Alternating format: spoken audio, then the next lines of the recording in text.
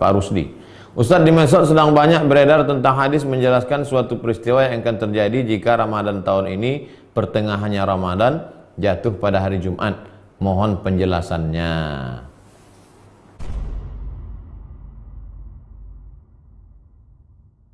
Setelah petang hari kami dimasukkan lagi ke penjara dalam keadaan terikat dengan rantai besi. Fabaina nahnu naji'u minal amal ba'dal maghrib. Suatu hari setelah sholat maghrib kami pun pulang, habis kerja di gurun pasir, pulang masuk ke penjara. Ma'a sahibil ladzi kana yahfazuna infatahal qaid min rijli. Tiba-tiba aja rantai besi itu terlepas dari kaki. Waqa'a 'alal ardi. Jatuh rantai besi itu ke tanah. Wa wasafal yawma was-sa'ah. Dia sebutkannya hari ini jam segini. Hari ini jam segini lepas rantai besi itu. Fawaqafal waqtal ladzi ja'at fihi al-mar'ah. Pas pada hari dan saat itulah emaknya itu datang menjumpai Imam Taqi bin Makhlad. Wada'a Syekh. Hari itu Syekh berdoa. Fanahadha ila alladhi kana yahfazuni wa saha alayya. Lalu tentara yang mengawal kami itu pun berteriak, kasartal qaid, kau yang sudah mencopot rantai besi ini? Qultu la, aku tak ada ngapa-ngapain. Innahu saqata min rijli. Rantai itu lepas jatuh dari kakiku. Fatahayyara. Bingung tentara-tentara itu. Wa ahdara ashabahu, panggilnya kawan-kawannya. Hei kawan, ini ada rantai besi lepas. Wa ahdarul haddad, mereka panggil tukang besi. Wa qayyaduni, mereka panggil tukang besi, diikatnya sekali lagi. Falamma masyaitu, saya melangkah khutwatin beberapa langkah, saqatal qaidu min rijli. Lepas lagi rantai besi, borgol kaki saya itu. Fatahayyaru fi amri, mereka pun bingung. Fada'u ruhbanahum, mereka panggil pendeta mereka. Faqaluli, panggil pendeta, Pak pendeta ini kok lepas ini rantainya, kenapa orang ini? Maka ditanyalah pendeta, alaka walidatun, makmu masih hidup? Qultu na'am, makmu masih hidup? Masih. Wa faqa du'a'uha al-ijabata, doa emakmu dikabulkan Allah SWT. Wa qad atlaqaka Allah yang melepaskan engkau. Fala yumkinuna taqyiduka. Kalau sudah dilepaskan Allah, tak mungkin kami menahan engkau. Fazawwaduni, dikasihnya saya bekal, makanan, pakaian. Wa ashabuni liman awsalani ila nahiyatil muslimin. Lalu diutus satu tentara menemani saya, maka saya pun dilepaskan ke pasukan kaum muslimin. Itulah sebabnya saya bisa balik sekarang. Kisah ini penutup tentang pentingnya berdoa, apalagi kalau masih hidup ibu. Bagi yang masih hidup ibunya, banyak-banyaklah minta doa ibu. Yang tak ada, bulan Ramadan ini bacakan Quran, bawakan beras, sedekah fakir miskin, hadiahkan pahalanya kepada almarhumah. Allahumma ighfir laha warhamha wa'afiha wa'fu anha. Jamaah yang dimuliakan Allah Subhanahu wa taala, besok kita akan ketemu stasiun ke-41. Fakir. Nama stasiunnya Fakir. Fakir tuh nggak ada duit nggak? Iya. Besok kita bahas tak ada duit. Baik jamaah, kita akan jawab beberapa pertanyaan dari Pak Rusdi. Ustaz, di medsos sedang banyak beredar tentang hadis menjelaskan suatu peristiwa yang akan terjadi jika Ramadan tahun ini pertengahannya Ramadan jatuh pada hari Jumat. Mohon penjelasannya. Buka-buka ala Republika. Saya sudah kirim ke Republika. Coba cari tulisan Ustadz Abdul Somad di Republika. Ini saya bacakannya.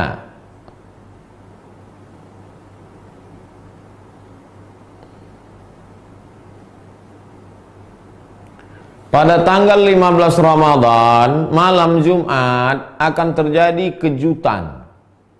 Tiupan sangkakala. Membangunkan semua orang yang tidur malam Jumat itu, 15 Ramadan. Mengejutkan orang yang terjaga. Kita malam ini berapa Ramadan? 14. Berarti besok malam. Besok malam, 15 Ramadan, akan ada kejutan, akan ada tiupan. Semua yang tertidur besok malam terjaga. Semua perempuan-perempuan besok akan keluar dari tempat pingitannya. Biasanya perempuan apapun yang terjadi dia diam dalam. Tapi besok keluar. Kalau perempuannya keluar, apalagi laki-laki. Dan akan terjadi zalazil, gempa yang banyak. Di mana hadis ini?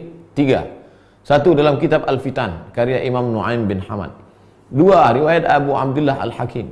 Tiga, Abu Nuaim dalam kitab Akhbar Asbahan. Dah. Apa komentar ulama tentang hadis ini? Tiga. Yang pertama, Imam Al-Uqaili dalam kitab Ad-Du'afa Al-Kabir juz 4 halaman 52, hadis ini tidak ada sanadnya, periwayatnya tidak siqah, tidak diriwayatkan dari riwayat yang kuat. Dua, Imam Ibnul Jauzi dalam kitab Al-Mawdu'at juz 3 halaman 191, hadisun maudhu', hadis palsu. Tiga, Imam Az-Zahabi, hadisun maudhu', hadis palsu. Sudah di-share beberapa hari yang lalu di Republika Online. Wallahu a'lam bishawab. Apa Aizat Malaysia. Assalamualaikum Ustaz. Waalaikumsalam warahmatullahi wabarakatuh. Soalan saya, apakah doa dulu atau ikhtiar dulu?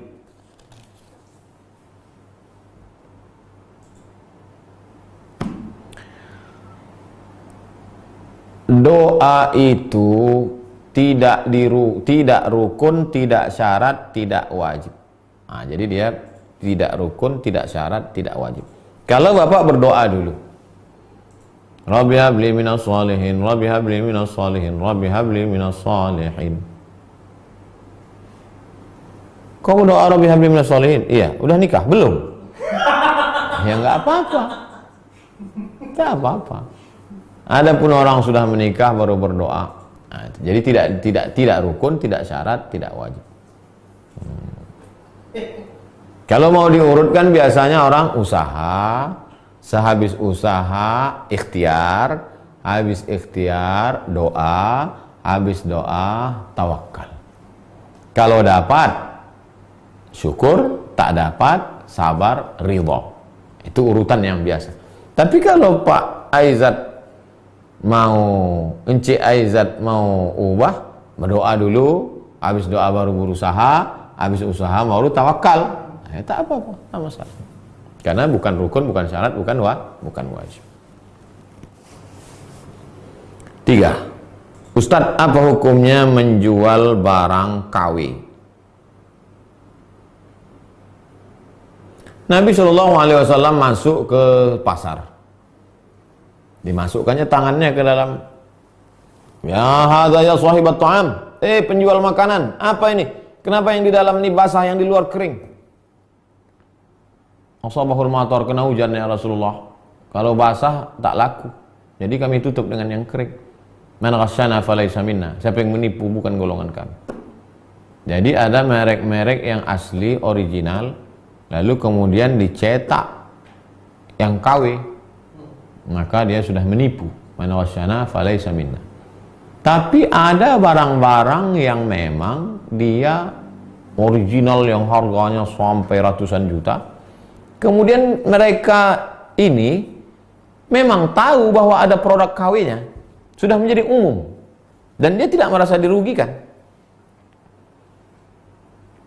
Tas kah namanya, sepatu.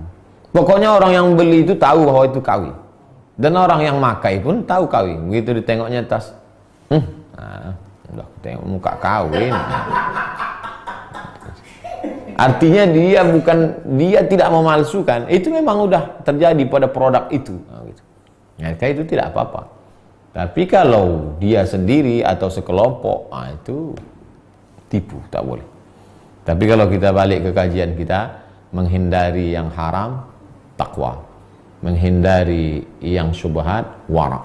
Menghindari yang halal, zuhud. Jadi kalau mau menghindari ini, syubhat ini, wara. Ibu Sri Mulyani, Sri Mulyati.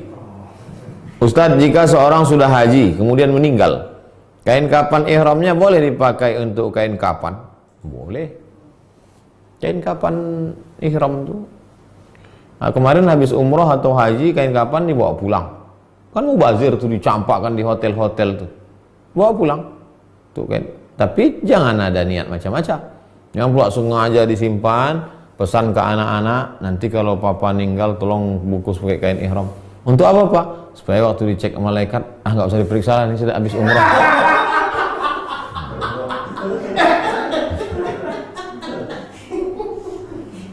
Jangan mengakal-akali malaikat. Boleh. Bolehkah kita bersifat tafaul? Tafaul itu artinya mencari barokah, mengalap barokah. Ya, beberapa sahabat Nabi SAW meninggal dunia memakai kain yang dulu pernah diberikan Nabi kepadanya. Kenapa? Karena mengharapkan barokah. Nah, dipakainya kain ihram itu, tapi bukan mau mengakal-akali malaikat. Maka boleh tayamun, tabarruk, tafaul.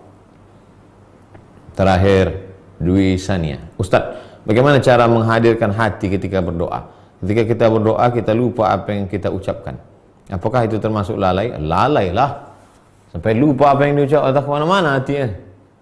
Ya Allah, Allahumma innaka afuwwun karimun tuhibbul afwa. Nampak toples. Toples tempat kue hari raya. Allahumma innaka afuwwun tuhibbul afwa. Nampak pasar bawah.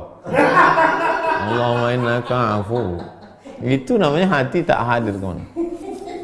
Maka sebelum berdoa itu istighfar dulu. Astaghfirullahaladzim, astaghfirullahaladzim, astaghfirullahaladzim alladzi la ilaha illa huwal qayyum wa atubu ilaih. Ini hati kita. Ini cawannya. Isi cawan tuh pergi entah kemana-mana, terbang. Balikkan dia dulu, letakkan dia dulu dalam. Dah. Baru berdoa kepada Allah. Ya Allah, ya Rabb. Entah kemana-mana.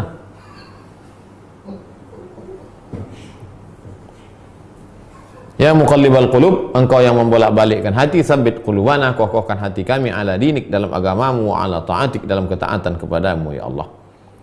Ya afu, Allahumma innaka afuun, engkau maaf, tuhibbul afwa, kau cinta kepada maaf, fa'fu anna, maafkanlah kami, ya Allah. Hadis riwayat Aisyah. Kalau aku berjumpa dengan Lailatul Qadar, itu apa doanya ya Rasulullah? Allahumma innaka afuun tuhibbul afwa fa'fu anna. Jangan lupa tiap malam baca Allahumma innaka afuun tuhibbul afwa fa'fu anna. Wassallallahu ala sayyidina Muhammad wa ala alihi wasallam walhamdulillahirabbil alamin. Kita tutup dengan baca kafaratul majlis. Subhanakallahumma wa bihamdika asyhadu an la ilaha illa anta astaghfiruka wa atubu ilaik. Wa sallallahu ala sayyidina wa maulana wa syafi'ina wa dhukhrina Muhammad wa ala alihi wasallam walhamdulillah. Terima kasih. Assalamualaikum warahmatullahi wabarakatuh.